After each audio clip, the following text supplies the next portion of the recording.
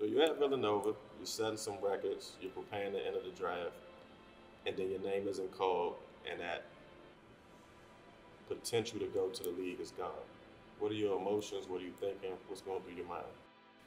So when my name wasn't called or anything like that, I was disappointed, I would say, because I was so close. You know, I was so close, but it didn't work out. But like I say, I mean, you look at Albemarle, you look at all those situations. You look at growing up in a household with, you know, having 5 brothers, single mom, and even going through that, you say, God, don't make no mistakes. Now you look at this, and 3 days just before your pro day, you pull your hamstring.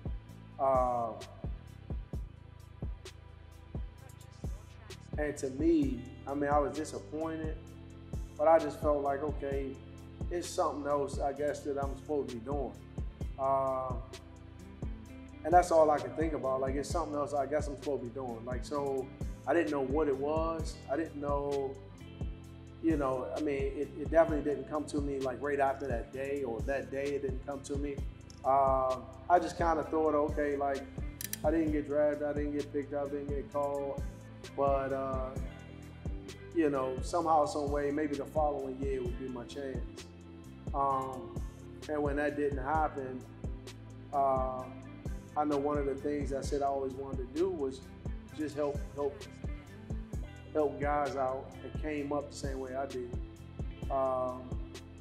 And a changing point to me was in high school. I got invited to the top 150 players on the East Coast. So it's similar to what the Nike Opening is now. And this took place at Penn State, where we were doing a drill. We were doing a ladder drill. Believe it or not, it was my first time ever seeing a ladder drill, right? And like, it was crazy because I thought it was new to everybody.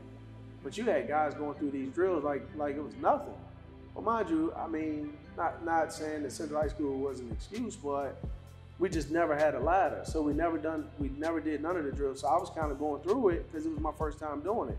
So if you can just imagine how slow I'm going through this, because this is new to me, where everybody else going fast.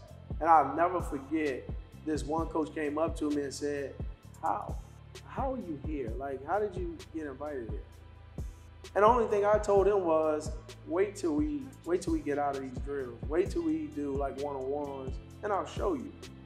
I'll never forget that coach, because honestly, that is something I still think about to this day. Like, I think about that to this day. Like, I always say, hey, I wish I run into him.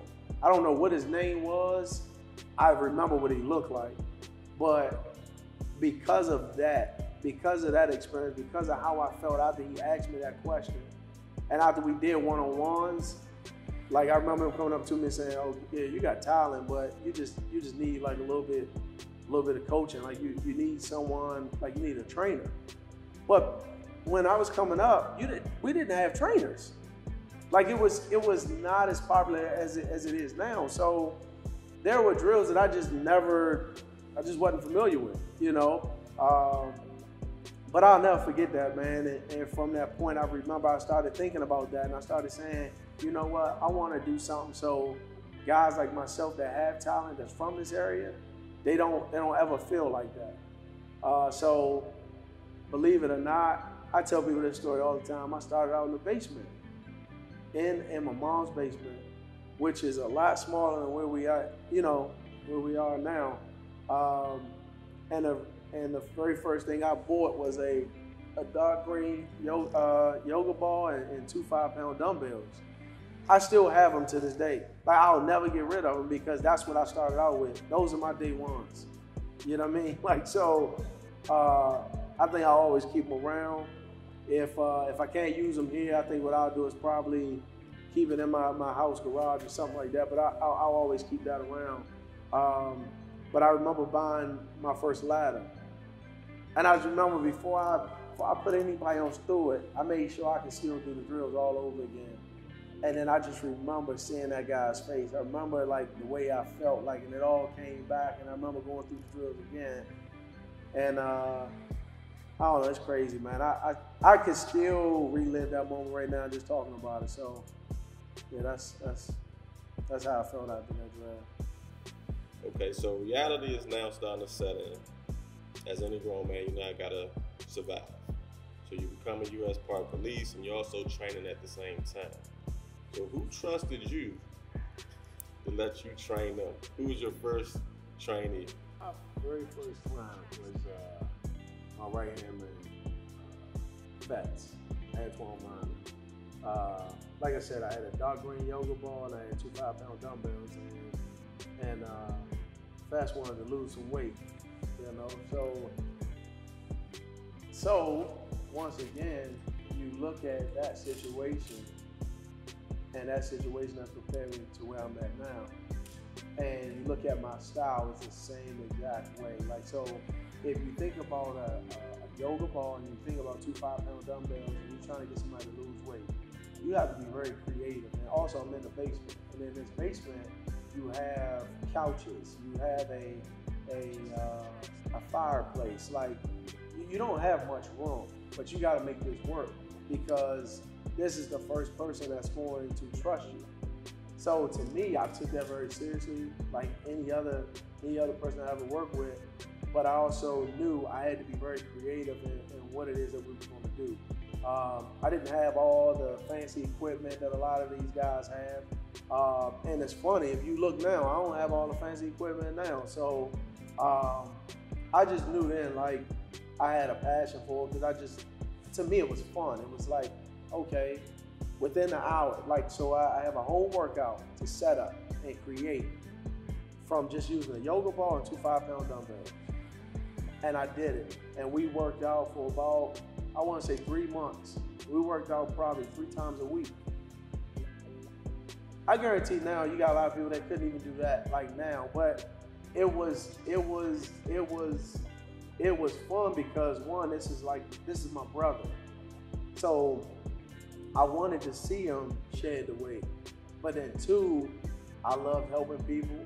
3, I just felt like it was another challenge. It was another one of those things of, hey Mo, like, won't you just pay rent at a gym? It was like, no, I don't want to do that. I want to start my own. I want to do my own thing. Some of my friends laughed at me when I decided, hey, I wanted to go to Central High School. And then it was like when I came out of Central, it wasn't a joke anymore. It was like that he really did do what he said he was gonna do. When I went to Nova, people were just like, yo, you're not gonna make it there. Like, the academic piece is just too tough. I left out of there with a major in communications and a minor in sociology. I laughed at that then. Like, that was a challenge. Like, so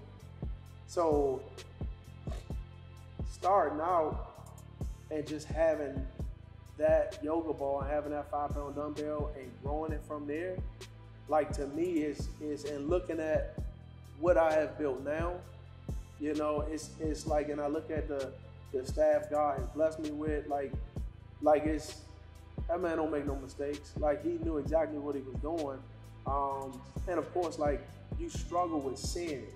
You know, you when they say God laughs at you when you saying, hey, this is my plan, I truly think he does, because my plan was to never have like a gym. It was never, it was, hey, I'm gonna play in the NFL, I'm gonna take care of my family, boom, we're gonna be good.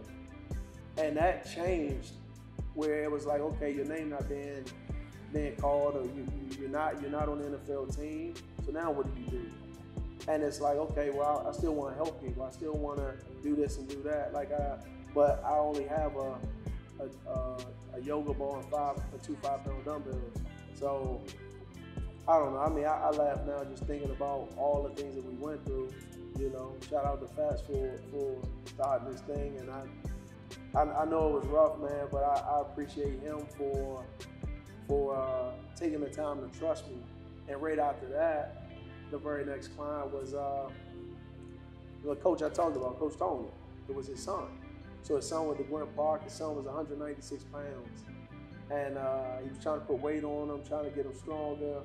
So he came to me that off season in November. So by the time next season came, we got him up to 257. And it was like from there, I was like, man, this is what I want to do.